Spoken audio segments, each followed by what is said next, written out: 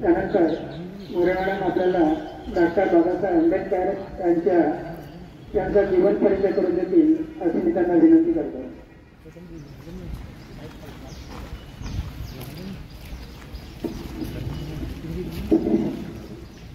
धन्यवाद सर. सुप्रभात विद्यार्थी मित्रांनो.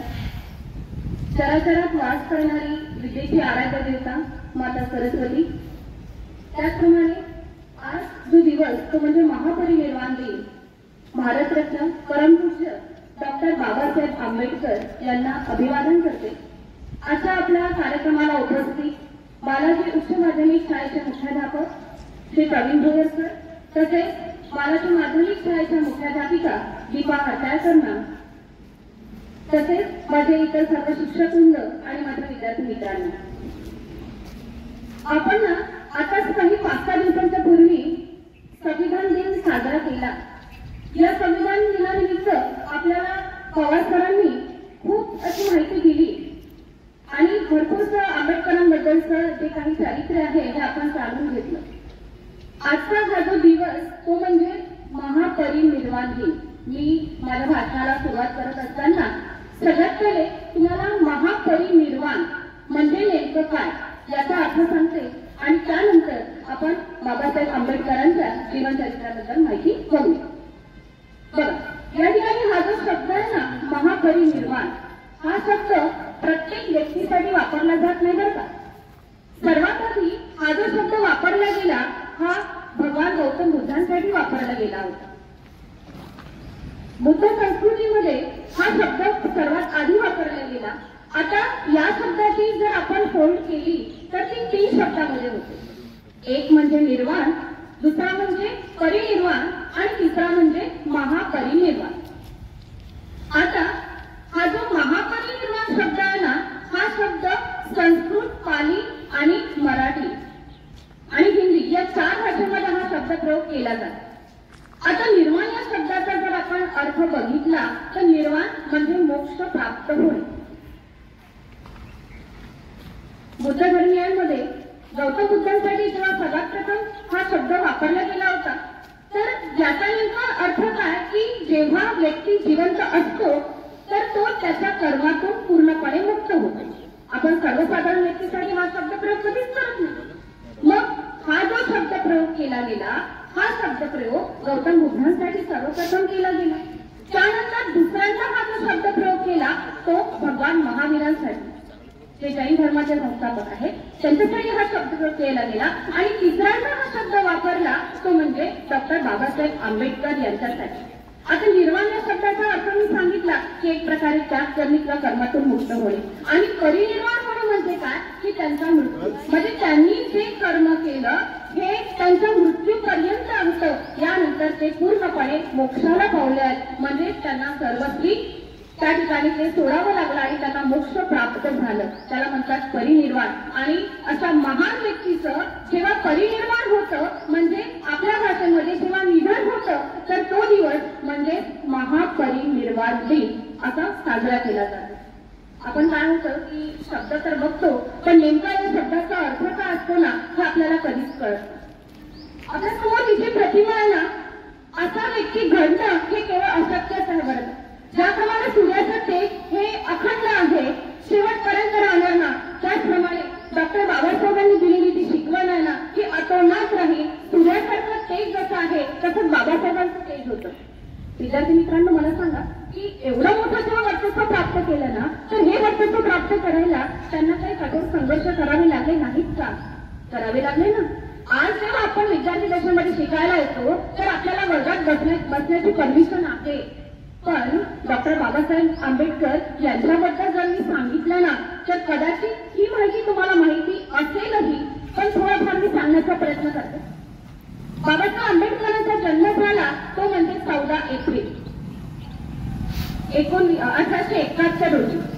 आता ते ज्या कुटुंबियांमध्ये जन्मले तेव्हा त्या काळामध्ये त्या धर्माला अस्पृश्य समजलं जात होतं.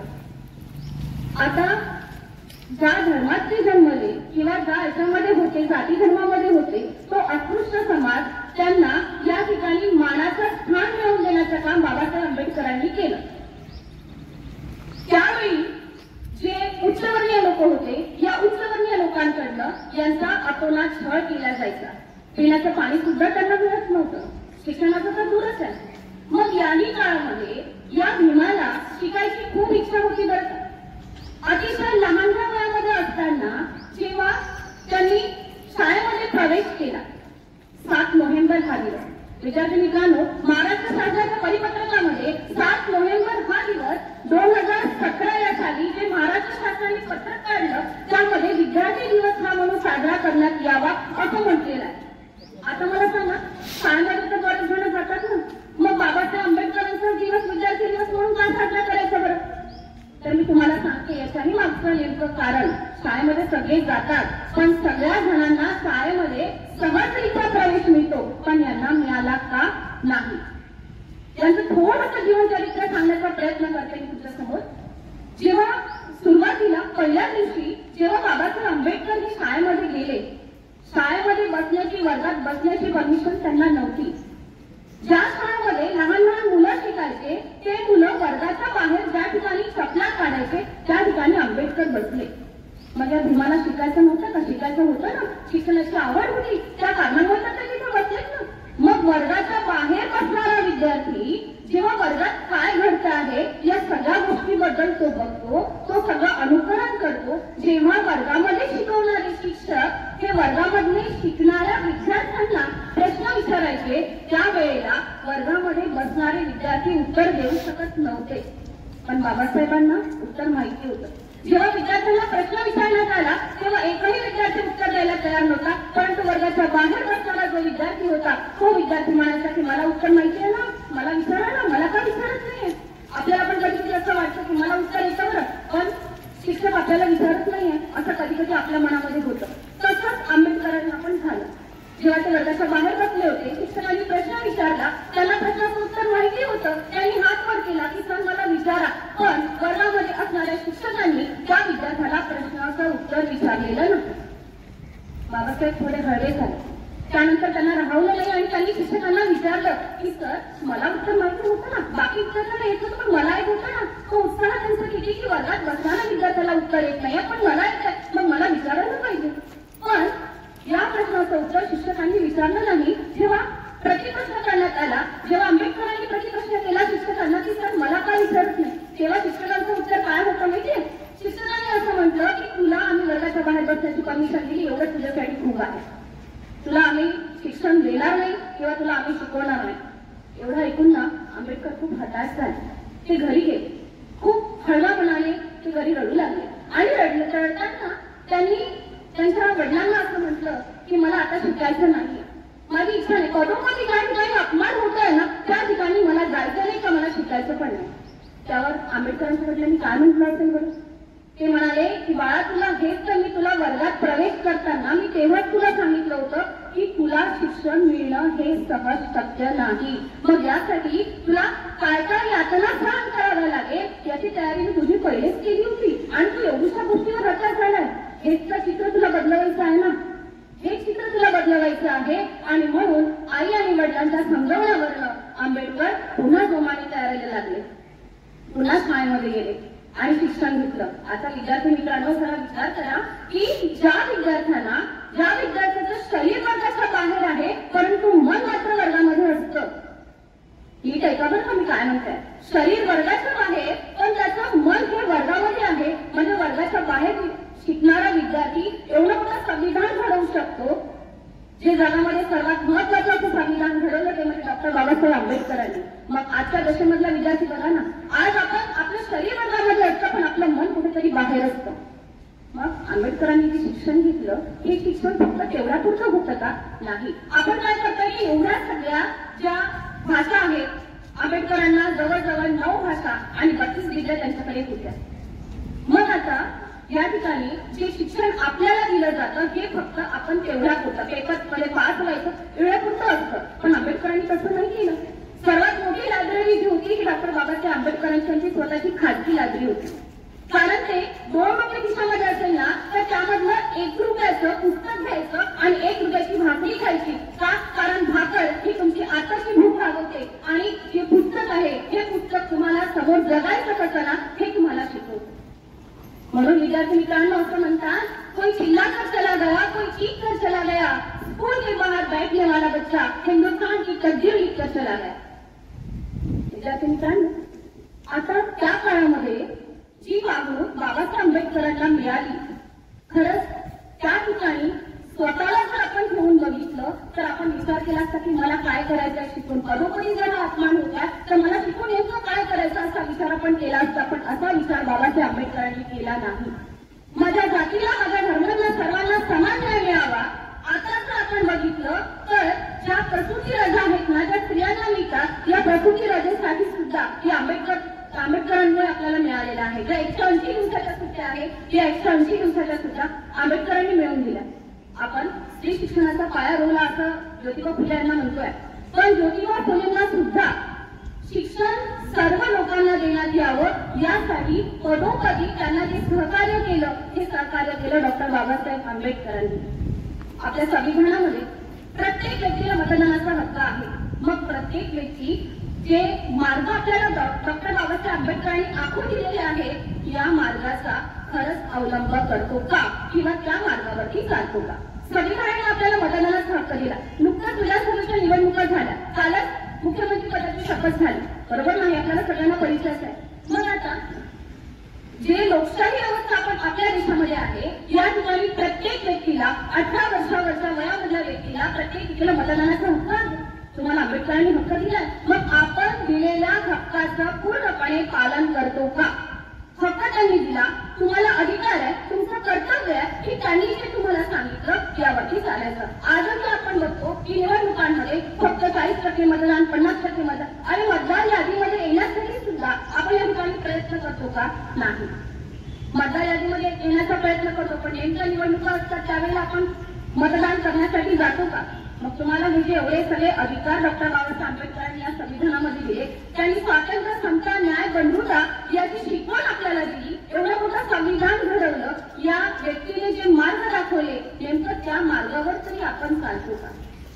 आपण आज शिक्षण घेतोय ना, हे शिक्षण फक्त आजचा विचार करून घेतोय, पण आंबेडकरांनी जे शिक्षण घेतलं ना, त्यांनी तो विचार फक्त स्वतःसाठी कधीच ठेवला नाही.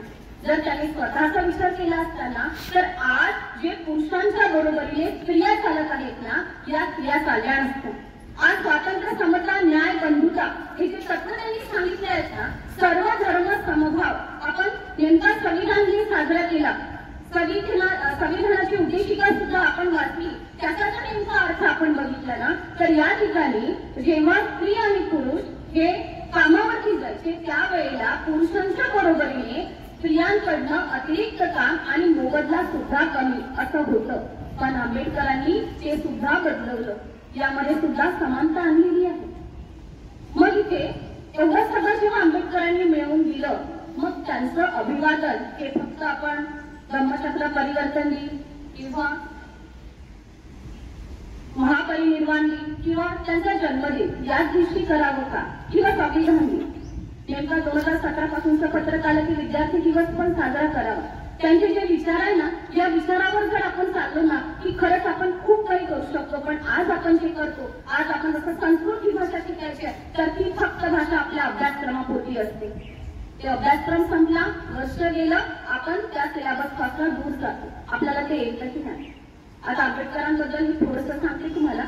9 भाषा ज्यांना परिचित होत्या ना, जेव्हा राज्यघटनेचा मसुदा तयार करण्यात आला होता, त्यावेळेला लाल बहादूर शास्त्री यांच्यासोबत जो संवाद त्यांचा होता, बघितला तर हा संवाद ना संस्कृत भाषेमध्ये होता. आता संस्कृत भाषेची तर पहिले डॉक्टर बाबासाहेब आंबेडकर परिचित पण नव्हते, कारण ते मराठी भाषा बोलायचे, पाली भाषा बोलायचे, पण संस्कृत भाषा त्यांना अवगत नव्हती. मग त्यांनी जेव्हा आपण इथे बघितलं तर लाल बहादूर शास्त्री हे ज्या भागामधले होते, त्या भागामध्ये संस्कृत भाषा ही परिचित होती, तीच भाषा वापरली पण जात होती. जेव्हा त्यांच्याशी संवाद साधायचा होता, तेव्हा असं लक्षात येतं की आंबेडकर आणि लाल बहादूर शास्त्री या दोघांमधला संवाद हा सर्वस्वी संस्कृत भाषेमध्ये झालेला आहे. म्हणजे त्यांचं फक्त एकाच भाषेवरती प्रभुत्व नव्हतं, तर अशा 9 भाषा त्यांना पूर्णपणे अवगत होत्या. ज्याप्रमाणे त्यांनी भारतामध्ये शिक्षण सुरू केलं, भारतामध्ये अस्पृश्यतेची वागणूक त्यांना मिळाली, मोठं शिक्षण घ्यायचं म्हणून शहराच्या ठिकाणी गेले. मी मागे सुद्धा भाषणामध्ये तुम्हाला असं सांगितलं होतं की त्या 10वी परीक्षा होती, तालुक्याच्या स्तरावरती ते गेले होते, पेपर होता, कुटुंबियाचं राहणं शक्य नव्हतं. मग एक छोटीशी खोली घेऊन त्यांचे वडील त्यांच्यासोबत राहिले होते. पेपर असायचा, अभ्यास करून ते जायचे, परत आले, वडील स्वयंपाक करून ठेवायचे. ते म्हणायचे भीमा तू पहिले जेव, मी नंतर जेवतो, कारण त्या टोपलीमध्ये एकच भाकर असायची. पण तरीही बाबासाहेब आंबेडकरांना हे कळलं नाही. जेव्हा शेवटला पेपर होता तेव्हा त्यांनी परत त्यांच्या वडिलांना म्हटलं की बाबा तुम्ही का खात नाही. तेव्हा बाबांनी यावरती बाबा बोलायच्या आधी आंबेडकरांनी जेव्हा ती टोपली ओपन करून बघितली तेव्हा त्यामध्ये भाकर शिल्लक नव्हती. तेव्हा या ठिकाणी आंबेडकरांनी वडिलांना म्हटलं होतं की तुम्ही माझ्यासोबत जेवत नाही कारण भाकर शिल्लक नाही. तेव्हा त्यांचे वडील त्यांना असं बोलले की भीमा माझी भूक जी आहे ना की या भाकरीने भागणार नाही आहे, तर माझी भूक की तू जेव्हा शिकून मोठा होशील आणि हे जे चित्र निर्माण झालेलं आहे हे चित्र जेव्हा बदलशील ना तेव्हा कुठे माझी भूक भागेल. आणि ती गोष्ट लक्षात ठेवून आंबेडकर जेव्हा कोलंबिया विद्यापीठामध्ये शिक्षण घेण्यासाठी गेले तर या ठिकाणी बघा मी सांगते की फक्त भारतामध्ये नाही बरं का, फक्त भारतामध्ये नाही तर साऊथ एशिया रिजन मध्ये सगळ्यात पहिले पीएचडी इकॉनॉमिक्स मध्ये पीएचडी करणारे हे पहिले होते. हे पहिले व्यक्ती असे आहे की ज्यांनी इकॉनॉमिक्सच्या विषयामध्ये पीएचडी केली, तेही फक्त भारतामध्ये नाही तर साऊथ एशिया रिजन मध्ये. त्यानंतर ते इंग्लंडमध्ये सुद्धा गेले. म्हणूनच तर त्यांना या ठिकाणी सिम्बॉल ऑफ नॉलेज असं म्हणतात ना, कारण हे ज्ञानाचा अथांग सागर आहे. त्यांच्यामध्ये भरपूर ज्ञान अवगत आहे. 32 डिग्र्या त्यांनी संपादन केलेल्या आहेत. अशा या महामानवाने फक्त जाती धर्माकडेच बघितलं नाही. त्यांना जर बघायचं असतं ना तर फक्त जाती धर्माकडे, अनुसूचित जाती जमातीकडे बघितलं असतं, पण त्याचबरोबर त्यांनी सगळ्यांना अधिकार मिळवून दिलेत ना. असे हे महामानव होते. आणि या महामानवाला म्हणून असं विद्यार्थी मित्रांनो त्यांची काही असे घोषवाक्य आहे की शिक्षण हे वाघिणीचं रूप आहे. ज्याने हे भाषण केलं ना तो वाघासारखा घुरघुरल्याशिवाय राहणार नाही, हे त्यांचं वाक्य. स्वातंत्र्य, समता, न्याय, बंधुता याची शिकवण देणारे डॉक्टर भीमराव आंबेडकर, सगळ्यांना समानतेची वागणूक देणारे डॉक्टर भीमराव आंबेडकर, या ठिकाणी सर्वात मोठं संविधान लिहिणारे शिल्पकार ते म्हणजे डॉक्टर बाबासाहेब आंबेडकर. यांचा अंत झाला तो म्हणजे 6 डिसेंबर 1956. 14 ऑक्टोबर 1956 त्यांनी धर्मांतर केलं. तो दिवस आपण धम्मचक्र प्रवर्तन दिन म्हणून साजरा करतो. आणि त्याच वर्षी 6 डिसेंबर 1956 या ज्ञानाचा अथांग सागर असणाऱ्या, अष्टपैलू व्यक्तिमत्व असणाऱ्या अशा या महामानवाचा अंत झाला तो म्हणजे 6 डिसेंबर 1956. आणि म्हणून हा दिवस महापरिनिर्वाण दिन म्हणून साजरा केला जातो. आता या महामानवाला मी या ठिकाणी अभिवादन करते. आणि बरीचशी माहिती मी तुम्हाला सांगितली.